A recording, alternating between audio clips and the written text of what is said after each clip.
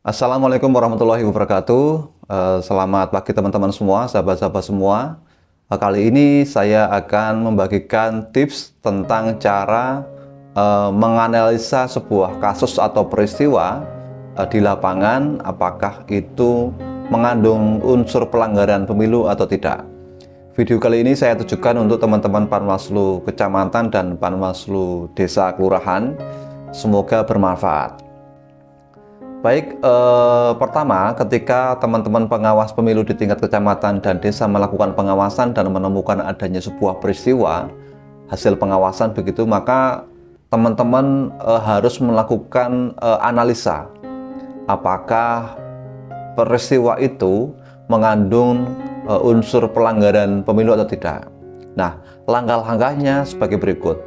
Yang pertama harus teman-teman lakukan adalah melihat terlebih dahulu atau meneliti terlebih dahulu pelakunya atau subjek hukumnya, ya, pelakunya. Nah, pelaku itu di dalam Undang-Undang Nomor 7 itu dibagi menjadi 3, ya. Dalam hal ini adalah peserta pemilu, maksud saya. Peserta pemilu di Undang-Undang 7 tahun 2017 itu ada 3. Pertama adalah partai politik untuk pemilu DPR, DPRD, ya. Kemudian untuk DPD itu peserta pemilunya adalah perseorangan. Kemudian untuk Pilpres peserta pemilunya adalah pasangan calon. Jadi ada 3 peserta pemilu. Yang pertama adalah partai politik, yang kedua adalah perseorangan, dan yang ketiga adalah pasangan calon. Nah, selanjutnya di ketentuan peraturan KPU terkait dengan kampanye, ya, ada beberapa kategori lagi, ya, dalam kampanye. Pelaksananya adalah ada tim kampanye, ada pelaksana kampanye, ada petugas kampanye, ada juru kampanye, ada organisasi kampanye. Ini bisa teman-teman cek di PKPU yang mengatur tentang kampanye, yaitu PKPU nomor 23, nomor 28, dan nomor 33 tahun 2018. Kenapa menggunakan PKPU itu? Karena PKPU kampanye yang terbaru itu kan tidak ada, ya, belum ada. Jadi kita menggunakan PKPU tahun 2018. Nah, jadi kita harus melihat dalam peristiwa itu pelakunya ini siapa, kategorinya siapa, ya. Apakah masuk kategori perseorangan, apakah masuk kategori partai politik, apakah pasangan calon, apakah tim kampanye, apakah petugas kampanye, juru kampanye, dan lain-lain. Itu harus dirumuskan terlebih dahulu. Lah, untuk hari ini kan tahapan pemilu kan belum masuk tahapan kampanye, sehingga belum ada partai politik yang mendaftarkan tim kampanye dan pelaksana kampanye ke KPU. Karena untuk tim kampanye, pelaksana kampanye, petugas kampanye itu kan harus didaftarkan di KPU. Dan hari ini memang belum ada partai politik yang menyerahkan tim tersebut, ya. Jadi praktis hari ini yang baru ditetapkan menjadi peserta pemilu, ya, baru partai politik, begitu, partai politik.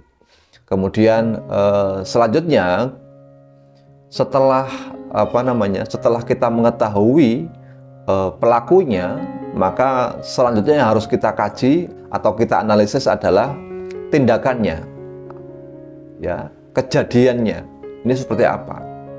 Nah, untuk menganalisa kejadian itu atau peristiwa itu, kita harus melihat definisi kampanye. Definisi kampanye itu bisa dilihat di pasal 1 Undang-Undang 7 tahun 2017, ya. Bisa dicek, ya, redaksinya tepatnya seperti apa. Paling tidak pengertian umumnya adalah kampanye itu kan sebuah kegiatan untuk menyampaikan visi misi program kerja, kemudian citra diri. Jadi ada unsur-unsur itu yang harus dipenuhi. Nah, kemudian kita harus mengkaitkan antara peristiwa itu dengan definisi kampanye. Apakah peristiwa itu masuk dalam definisi kampanye atau tidak? Kalau memang masuk, berarti ini kegiatan itu adalah atau peristiwa itu adalah bagian dari kampanye, kegiatan kampanye. Nah, setelah itu yang harus teman-teman lakukan adalah melihat metode kampanye, apakah peristiwa atau kejadian itu masuk dalam kategori metode kampanye. Metode kampanye kan ada macam-macam ya. Ada pemasangan APK, ada penyebaran bahan kampanye, kemudian ada pertemuan terbatas dan lain-lain. Itu bisa dilihat di PKPU yang mengatur tentang kampanye begitu. Nah, setelah itu lihat juga terkait dengan larangan-larangan kampanye, karena di situ banyak sekali larangan-larangan kampanye ya, baik di Undang-Undang 7 maupun di PKPU yang mengatur tentang kampanye.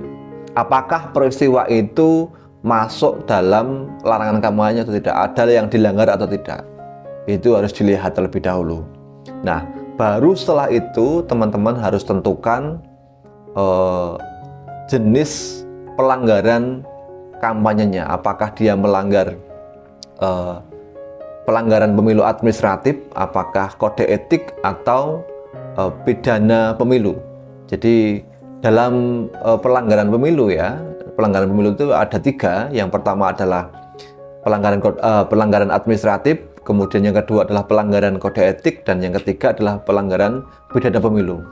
Adapun yang selanjutnya adalah ada juga pelanggaran perundang-undangan lain, yaitu